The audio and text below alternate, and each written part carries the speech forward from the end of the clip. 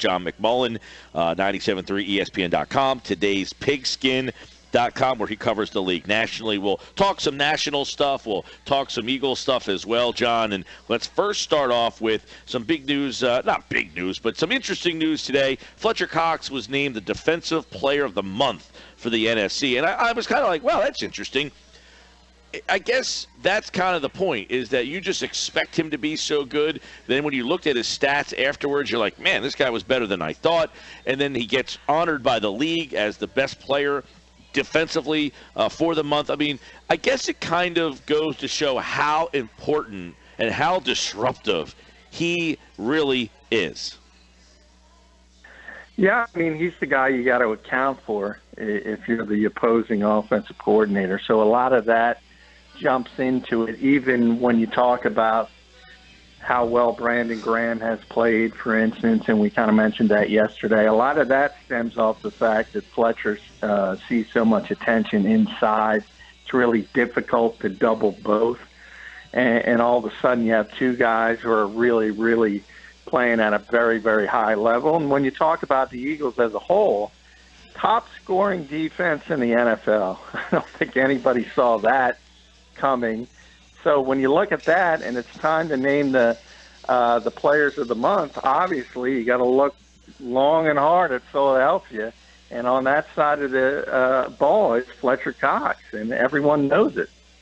Yeah, and I think what gets, how many times does a defensive tackle win such an award? Because typically the defensive tackle doesn't put up statistics that would garner that kind of attention. I think that just goes and adds to, how impressive it is that he was named the Defensive Player of the Month, not just the Defensive Tackle of the Month, for every position in the league. Linebackers, ends, safeties who get interceptions, and ends who get sacks. I think that just, multiplies how impressive he has been. Yeah, and it really dates back to the offseason when they brought Jim Schwartz in. We kind of told everyone just how much success he's had in the past with players at the three technique position on the defensive line. And the resume stands on its own. I mean, when he has talent at that particular position, he knows how to utilize it. And, as far as the splash plays go and sacks and interceptions, generally it is going to be the edge rushers that are going to get more sacks. But when you have a player like Fletcher Cox who's able to get that interior push, he's going to get his, and he's got 3 sacks throughout the month, which obviously is very, very good. And if he can keep up that pace, it would be just a tremendous season. But again, I think a lot of it, I think people are getting smarter when they look at players around this league. And I'm talking about not only fans, but media and even NFL people who are in the league office and things of that nature. And they realize, hey, when Whitney Merciless is getting sack after sack in Houston, a lot of that had to do with J.J. Watt when he was healthy. And you're seeing a similar situation here with Philadelphia. That's the kind of player Fletcher Cox is. You got to account for him. You got to double team him. And when you do that, it opens up everything for everybody else in the front seven. So he not only performs, he makes it easier for everyone else to perform. John McMullen with us, talking a little Eagles football. And, John, the Wentz wagon didn't take a bye this week. He got another award today. Yesterday, the NFC Offensive Player of the Week. Now the Rookie of the Month. The Wentz train continues, and more national people are even changing their opinions. People that came out and were wrong and called him fool's gold are having to change their opinions. Are you surprised at the level of interest in Carson Wentz and how far it's reached at this point?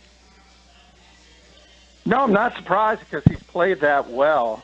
And I'm also not surprised, and I don't really criticize people who said it was fool's gold, because I mention all the time, you just don't expect this at a rookie quarterback. And people who don't see him play, don't see him practice, it's tough for them to believe until they actually see it. And then when they see it, they go, oh, okay, I know what you're talking about. But whether it's the fact, and I've said it from almost day one, it's not even about the numbers, it's about the poise that he shows and the innate ability to do certain things that you can't teach. And it just is what it is. And I know analytics people have a tough time dealing with that because you can't put a number on it. But if you watch Carson Wentz and you watch whoever, Jared Goff, obviously because he was picked in front of him, but even the other young quarterbacks who've had some success, Dak Prescott, Trevor Siemian, who's got a 3-0 team. If you watch him and then watch the all 22 of those guys, it's not close. It's amazing the presence he shows on the football field when you consider not only where he came from, but also the shortened preseason and everything of that nature. So I think it's natural, and we've seen it time and time again, and you'll see it throughout the season. You'll see beat writers saying, at some point, he's got to come off the rails because he's a rookie quarterback. And that's because they've seen it time and time again. But this kid is different. And ignoring it is only going to make you look like a fool. Now, John, every Batman has a Robin, right? And every stud quarterback seems to have that stud receiver that he works with. The relationship, how would you describe the relationship that Wentz has with Jordan Matthews? Because there was a funny moment in the Steelers game where the way they decided to celebrate the touchdown, but maybe that speaks more to the relationship that they have on and off the field. Yeah, I mean, I think he's got a good relationship with the entire locker room, not just Jordan. But Jordan, it's interesting because he was very, very close to Sam Bradford, and those two had become really good friends. So I think he was hurt by the trade more than most people for a lot of the same reasons. He expected to take a step back with a rookie quarterback because he had yet to play with him a lot. And now it's all changed. And he'll say straight out, he'll say that some of the similar things that I just mentioned, there's something special about him. People want to follow him. People want to be around him. He's that kind of leader in the locker room. And Jordan's just one of those guys. But while I say that, when you mention quarterbacks and marquee receivers, Pete, Carson Wentz doesn't have a marquee receiver yet. So when he gets one, it's even going to get better. The sky's the limit. John McMullen talking Eagles football with us here on 97.3 ESPN. Let me go back to Fletcher Cox and the defense for a moment, John, because he says the Eagles defense. Now, the ranks in their categories, too. They're first in the NFL in points allowed at 9, fourth in yards per game, tied for third in sacks, tied for seventh in takeaways. Fletcher Cox says the defense can be even better. Can they be? And if so, how? I don't know if they can be better statistically. I mean, because that's what football's about. I guess you could be number one in yards. But as Jim Schwartz will tell you, it's about how many points you give up. So right now they're number one, and you can't go much higher than number one. So I don't know if it's really realistic to say they could play at this level through 16 games. But I think it's realistic to say this is a very good defense if the key players stay healthy. And I don't think that's changing. I don't think it's fallen off the table at any point. You kind of expected that. They used to start pretty quickly under Chip Kelly and then fall off the table because they were on the field so often. I don't think you're going to see that this year. This is going to be a good defense. Whether they end up number one in scoring defense, I don't know. Are they better than Minnesota on defense? I don't think so. Are they better than Denver? I don't think so. But they're a really, really good defense. John McMullen's with us. Carson Wentz went hunting over the bye week here. That's what he did to kind of get away. Have you ever brought down a buck there, John? No. Carson and I do not share the love of hunting. But that's what he does every time he's got a free moment. He's out hunting. And it's interesting because obviously he lives in New Jersey now. And I grew up in New Jersey, and I was not a big hunter. He obviously comes from the Midwest. And it's much bigger out there than it is here. But he quickly found where to hunt in Jersey. And he went back to North Dakota is where he bagged the buck, by the way. And the only bucks that I've ever hit, John, are... But he lives. I'm not going to say where he lives, but it's not a big hunting mecca, is what you're telling me. Let's say, if you go down 42 quite a bit, that's where Carson lives. But he's found places to hunt in Jersey as well. Obviously, when he's got the bye week, he's going to travel and go to a better place to hunt. But he loves it. And if you remember, dating back to when he got the call after the Sam Bradford trade, he was out hunting in Jersey, and that's where he was. So that's something he enjoyed. And hey, if that's one of the reasons he's that calm and collected, and it gets him centered, more power to him. Well, here's what we're going to do, John. One of these times when you're in on Tuesdays with Mike and I, when we get done, we'll go find an arcade, because there's arcades close by all over down here at the shore, and we can all play Big Buck Hunter together and see which one of us is more skilled. I figure we'll equally all be as bad. Hey, I spent some time in West Virginia, guys. You don't want to mess with me. Yeah, don't sleep on my. Well, I lived in Minnesota for a long time, but you can sleep on me. I have a tree stand in my garage, No, you don't. I wash in odorless soap. Yes, that's right. All right, Sports Pass 97.3 ESPN. Let's look at some of the NFL news with John at JF McMullen on Twitter, and of course you can check out his stuff over at todayspigskin.com, John. And yesterday you kind of poo-pooed any chance Dez Bryant will play. Do you anticipate, though, that this is a long-term injury for the Cowboys?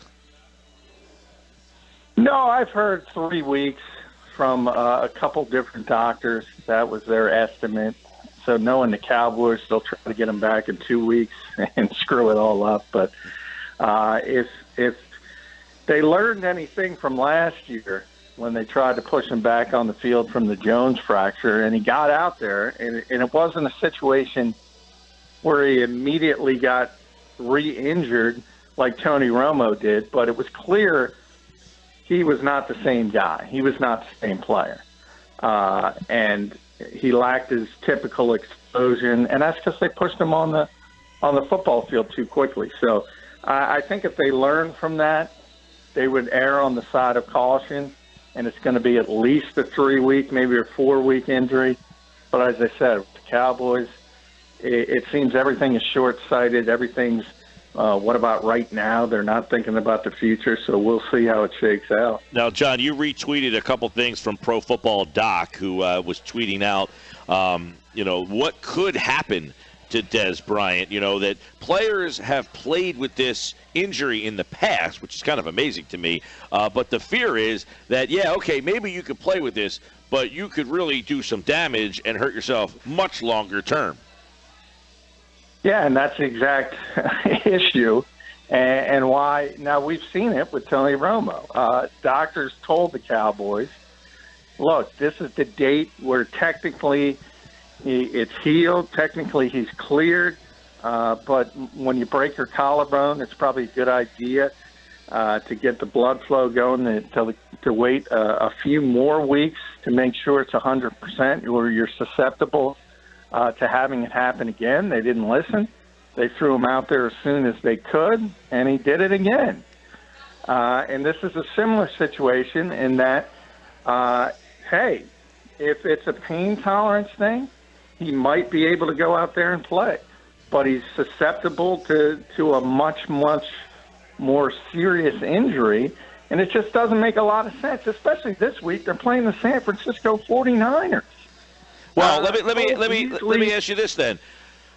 In your opinion, Dez hasn't been a big factor. So losing him, what impact does that have on this Cowboys team? Because I can hear it now. If the Cowboys struggle, well, we didn't have Dez Bryant. But probably the same people were saying, well, he's not really doing anything right now. That's why Prescott's been so good. It's kind of like they're in a kind of a catch-22 of excuses here. Well, part of it is you might have to go back to that Jones fracture because he hasn't been the same guy since that injury. and maybe pushing him back on the field that quickly is still affecting him. We don't know, but he certainly hasn't been the same player. From the Cowboys' standpoint, though, you kind of know the last 6 games they've not had Tony Romo and Des Bryant, both of them at the same time. They're 0-6, and I think the number was 11.3 as far as they're minus 11.3 points with them, without them versus with them. So obviously they have not done well in the past when those two guys aren't on the field. But they are a different team. They're better built this year. Part of it's luck and the fact that Dak has been a lot better. But they have Ezekiel Elliott kind of broke out, and they have a better running game now. Receiving Cole Beasley, Terrence Williams. Again, this week against San Francisco, it shouldn't hurt you that much. And then if you look past that, I think they got Cincinnati. I think they got Green Bay. And then the Eagles. You'd be crazy to try to suit them up this week against the 49ers. Yeah, I would be surprised if he plays as well. John McMullen, 97.3 ESPN.com. We'll have more on tomorrow's show with the NFL Week 4. We'll look at all the injury stories and more as the Eagles at the bye. John has more on Wentz and Fletcher Cox over on our website, 97.3 ESPN.com. Thanks, John. Hey, thanks, guys.